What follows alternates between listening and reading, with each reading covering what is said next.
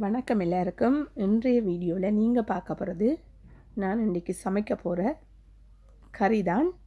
வாங்க பார்க்கலாம் என்ன சமைக்க போகிறேன்னு. திருக்க மீன் எடுத்து வச்சுருக்கிறேன். ஓகே, அதை தோல் சீவி வச்சுருக்கிறேன். அதுக்குள்ள மஞ்சளும் கடல் உப்பு கல் உப்பும் போட்டு கழுவி எடுக்க போகிறேன். அப்போ தான் அதில் இருக்கிற அந்த வெடுக்கு மணங்கள் கொஞ்சம் போகும். மற்றது மீன் வகையில் கழுவுறதுக்கு கடல் உப்பு பயன்படுத்தினா இன்னும் கிருமிகளோ ஏதாவது பூச்சிக்கு இருக்கிறது தானே எல்லாத்துக்குமே நல்லது. நல்லா கழுவி எடுத்துட்டு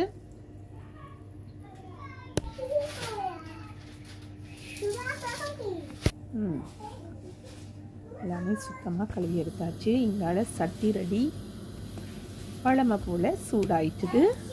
எண்ணெய் நான் எடுத்துருக்க வெங்காயத்துக்கு அளவாக எண்ணெய் விட போகிறேன். எப்போவுமே நீங்கள் இப்போ ஒவ்வொருவரும் ஒரு ஆளுக்கும் சமைப்பீங்க, 2 பேருக்கும் சமைப்பீங்க. அதனால் எடுக்கிற அளவுக்கு ஏற்ற தான் எண்ணெய் உப்பு எல்லாமே போடணும். கடுகு போட்டாச்சு, வடிக்கட்டும். பாதி வெங்காயம் வச்சு வச்சுருக்கேன். நல்ல பெரிய வெங்காயமாக இருந்துச்சு, அதனால் பாதி எடுத்து வச்சுருக்கேன். அதை வச்சு தாளிக்கட்டுருக்கேன்.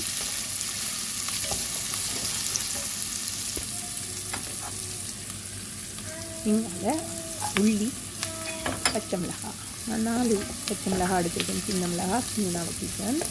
அதில் உள்ளி நல்லா வதங்கட்டும் கொஞ்சம் நேரம். அதுக்குள்ளே கழுவி எடுத்து வச்சுருக்கிற வெந்தயம், பெருஞ்சீரகம். என்னதுக்கு வடியில் எடுக்கணும்னு பார்த்தீங்களா? ஏன்னா ஏதாவது தூசுகள் இங்கே இருந்தெல்லாம் வருதுன்னு தெரியாது தானே, அதனால் தூசுகள் ஏதாவது இருக்குமென்றதுக்காண்டி எனக்கு சின்ன வடியிலேயே தண்ணி வச்சு கழுவிட்டு அப்படியே கொட்டிடுவேன். இதுக்குள்ள கொஞ்சம் தக்காளி பேஸ்ட்டும் போட்டுக்கிட்டேன். அதையும் கொஞ்சம் வதங்கட்டுங்களா. நல்ல வாசம் வந்துட்டு. இப்போ கொஞ்சம் புளி, அதாவது ஒரு பாதி எலுமில பிச்சை மிளகு, ஆனால் கொஞ்சம் தண்ணி கூட விட்டு புளிஞ்சு வச்சுருக்கிறேன். அது அப்படியே அந்த புளி தண்ணி கொதிக்கட்டும். அதை விட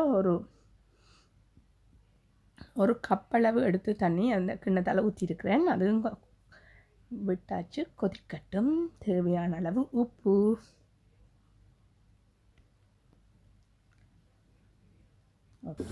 வளமை போல் என்னுடைய கிங் தூள், இதுதான் நான் தாளிக்கிறது.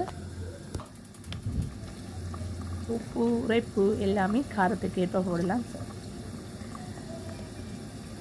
சாப்பிடக்கூடிய அளவுக்கு காரம் போடுவோம். உங்களோட தூள்கள் வித்தியாசமாக இருக்கும், காரங்களும் இருக்கிறது. அதுக்கு ஏற்றபடி போடுவோம். இஞ்சி கரண்டியில் நிறைய கரண்டியில் போட்டு ஒரு அரை சின்ன ஸ்பூனால் கொஞ்சம் மஞ்சள் போட்டு அதையும் நல்லா கலக்கி விடுறேன்.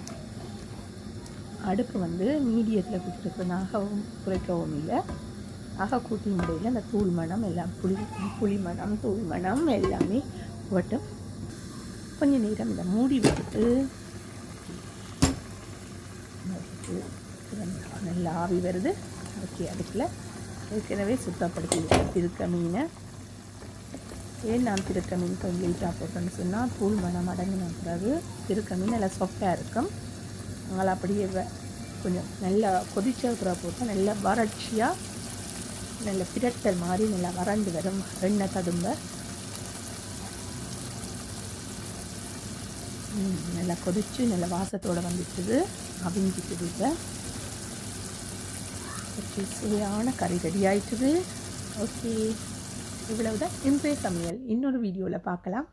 நன்றி, வணக்கம்.